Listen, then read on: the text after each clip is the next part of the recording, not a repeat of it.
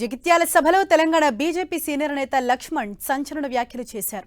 దేశంలో ఎక్కడా లేని కాంగ్రెస్ తెలంగాణకు అవసరమా అని ఆయన ప్రశ్నించారు. రేవంత్ రెడ్డి ప్రభుత్వాన్ని బీజేపీ పడగొట్టబోదని, అలాగే ప్రభుత్వం పడిపోతుంటే తాము నిలబెట్టలేమని లక్ష్మణ్ అన్నారు.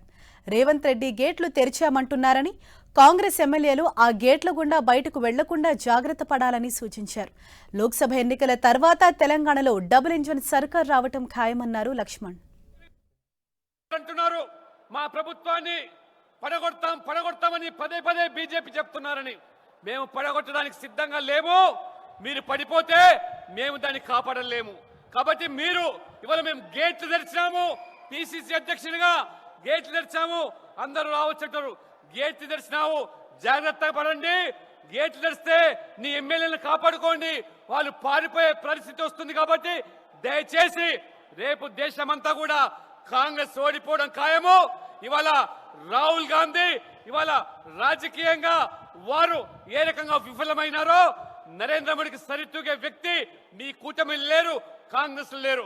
దేశంలో ఎక్కడ లేని కాంగ్రెస్ తెలంగాణకు అవసరమా? పార్లమెంట్ ఎన్నికల తర్వాత ఖచ్చితంగా ఫలితాల తర్వాత తెలంగాణలో డబుల్ ఇంజన్ సర్కార్ ఏర్పాటుకు మార్గం సుగమవుతుంది. మీరందరూ కూడా కలిసి రండి.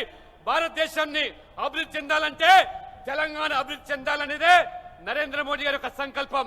కుటుంబ పాలన, ఈ కుల పాలన, ఈ వంశపారపర రాజకీయాలు, అవినీతి పాలన తెరతీయాలంటే బీజేపీ రావాలి, మోదీ రావాలి.